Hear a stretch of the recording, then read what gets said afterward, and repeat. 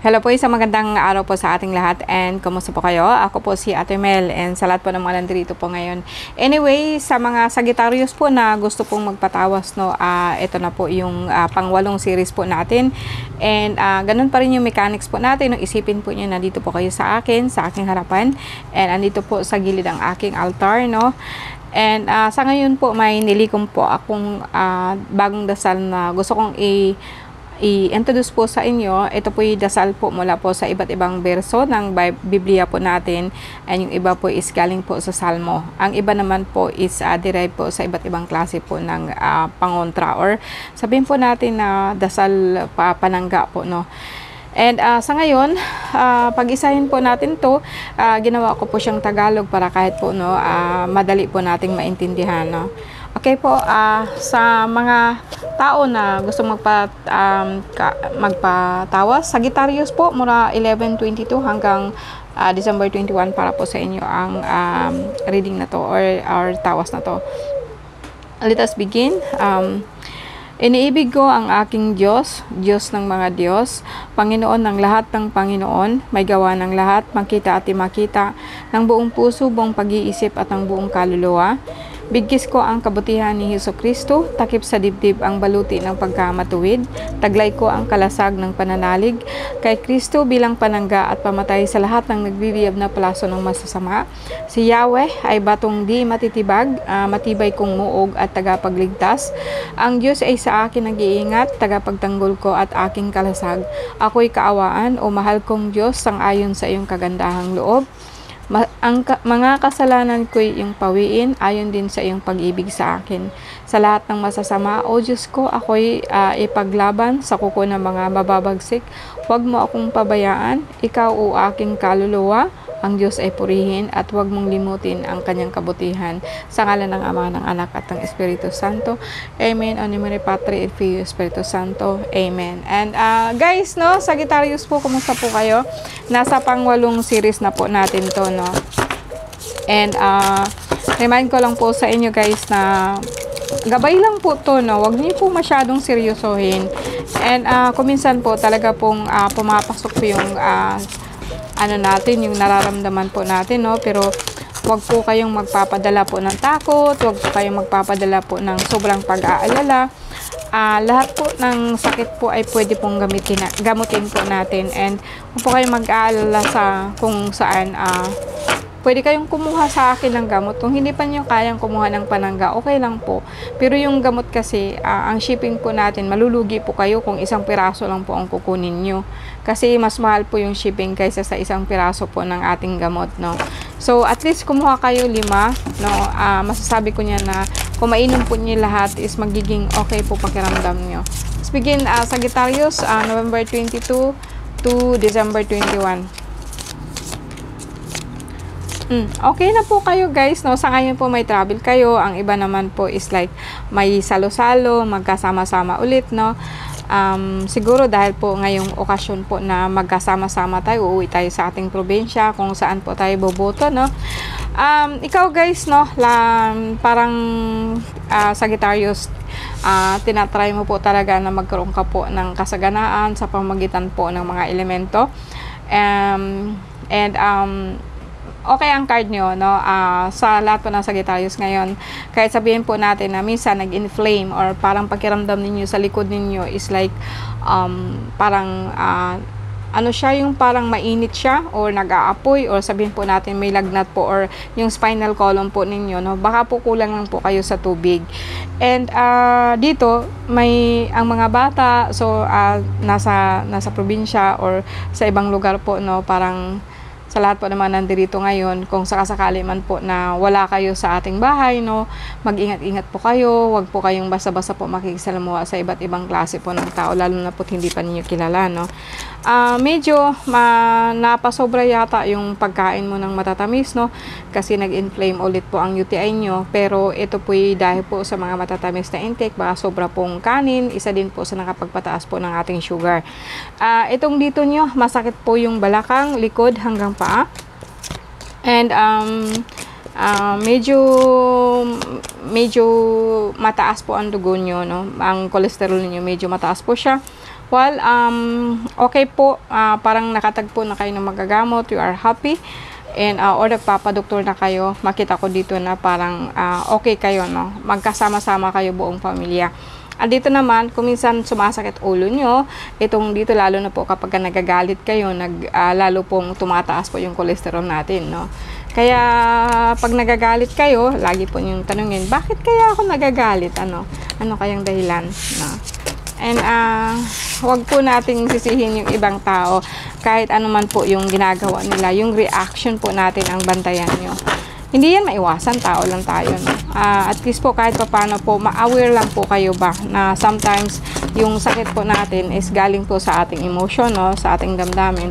Well, gusto mo sanang umuwi. Ang iba siguro guys na Sagittarius, like gustong umuwi pero hindi po siya makakauwi sa ngayon, no? And ito kasi marami siyang inaasikaso na parang mas meron siyang pinagtutuunan po ng pansin na kailangan po niyang tapusin, no? Siguro mga project or trabaho hindi po niya maiwasan. Kung minsan po nasakit ulo nyo, itong dito nyo, sintido nyo, medyo nasakit po siya, no? Siguro dahil po sa init or dahil po sa trabaho, puspusan pong trabaho ninyo. May nakita din po ako dito na parang pinapaalis kayo, pinapalipat kayo, or gusto ninyong umalis or gusto ninyong lumipat.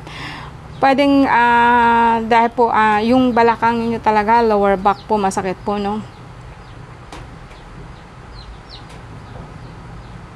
Tapos ito naman pong ang ulo ninyo, so parang mataas ang dugo ninyo, tapos yung cholesterol at the same time. So kaya po minsan nasakit ang ulo niyo. And dito naman po sa talaga pong guys, no, sa lahat ng Sagittarius ngayon, medyo okay po talaga kayo. Makita ko dito yung mga bata, no, okay man po talaga. Minsan lang po talagang nangangalay po yung lower back, pero hindi naman po talaga siya yung talagang lagi, no. May mga sa pamilya, meron lang po mga churchismis, no, mga marites, no, iwasan po ninyo yan. Minsan mga hinanakit po natin sa pamilya, no. Paano ba natin yan i-adjust, no? Kung minsan kasi nangyari sa atin, dala lang po ng yung sobrang pag-iisip ba kung minsan. Pero sa ngayon guys, sa lahat po ng Sagittarius, maganda po yung card nyo. And wala po akong, may mga sintomas po ng pagtaas po ng sugar, pero hindi naman talaga siya ganun kataas, no? Siguro lately pagod, puyat, no, and napasarap ng pagkain, no.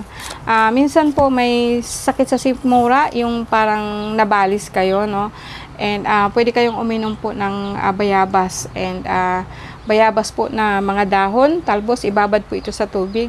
Well, anyway guys, sa lahat po ng parang nakakaramdam po ng panlililo or nalululaho kayo, kung minsan po yung dibdib niyo parang nag-iinit ba, kung minsan po ito po yung tinatawag po natin na balis. Well, ang balis po, pwede po yan na po yung tinatawag natin na acid reflux, and minsan nasasagap po natin, minsan po talaga pong stress tayo, kaya minsan tumataas po ang ating uric acid, no. Yan po yung bang nakaramdam po kayo ng pangangasim, and susunod yan, medyo masakit na po yung heart ninyo, no, ganon, no. Okay, so sa ngayon, Sagittarius, no, November 22 hanggang December 21, no.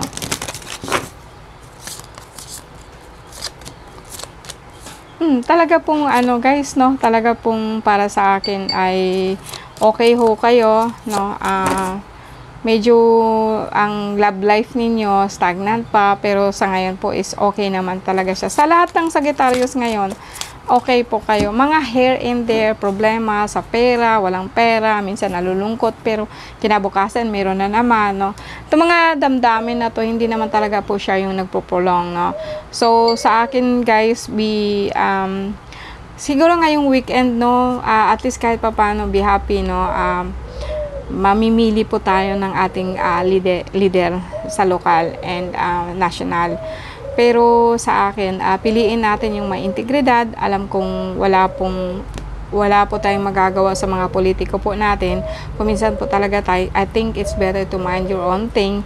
Parang, yeah, magbuboto tayo because we are Filipino, and obligasyon po natin yun sa ating bansa and then sa ating pamilya. Pero, focus po tayo sa ating sarili kung paano po tayo uunlad. No? Ito po isang napakagandang mensahe po para sa atin lahat na hindi dapat natin iasa ang ating kinabukasan sa kahit na sinong liderato. No?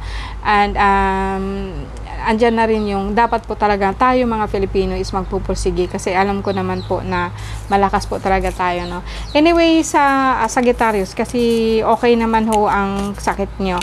Wala ako makikita mga problemang kokonti lang po pero hindi ganun kagrabe, no. So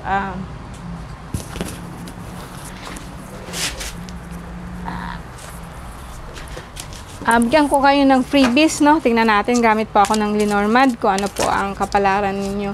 Ngayong, actually, medyo matagal ako naka-upload ulit ng tawas, no? And susunod po nito is, abangan po ninyo yung wino-workout ko po na pwedeng negosyo sa kahit na anong klase or sa kahit na sino na pwede pong magkaka-interest po nito. Well, sa ngayon, steady, Clover, swerte po, no. May mga bata po or may kasama ka pong anghel na kuminsan talaga po is nagbibigay siya sa iyo ng swerte. Nandyan na po yung parang magiging steady ka po, no. Anchor, yung parang or pwede po nating sabihin po na yung pagsisikap mo para sa mga bata kasi gusto mo kasi magiging okay sila, no. Napakaganda po ng ating card po, no. Sa ngayon po, may nakita po ako na sa gitna po ng sabihin po natin na yun nga sabi ko sa kanina is Clover, swerte, mga bata, yung pagsisikap mo. Medyo nahihirapan ka po kasi po yung asawa mo kasi kuminsan hindi po talaga natulong. Pero okay lang, hindi mo siya pinagfo-focusan ng pansin, no. Ang gitna ng card mo is mountain, may mga problema, pero hindi naman ibig sabihin na hindi mo kakayanin. Minsan po guys, no, ikaw po kasi parang nagsisikap ka po talaga na magiging okay. Kung titingnan po natin sa labas po ng outside po ng mind mo is may mga tao na pwedeng itong tutulong, pero kung minsan po magbibigay po sila ng problema sa'yo, okay lang po yun, no? Huwag niyong pansinin, no? And meron kasing ang swerte mo is magiging settled ka. Iniisip mo since na ikaw po ang nagpo-provide po sa family po ninyo, so iniisip mo po na mag-abroad ka or pumunta po sa ibang lugar. Dito naman po sa within, no, ang iniisip mo lang lagi is paano na yung mga anak mo. Yun lang ang iniisip mo kasi kung lalabas ka po ng bansa, no, itong apat na to, like iniisip mo naman po yung mga bata kasi nga yung asawa mo like hindi siya bagang ang asawa mo or yung partner mo parang hindi masyadong maasikaso sa mga bata, no?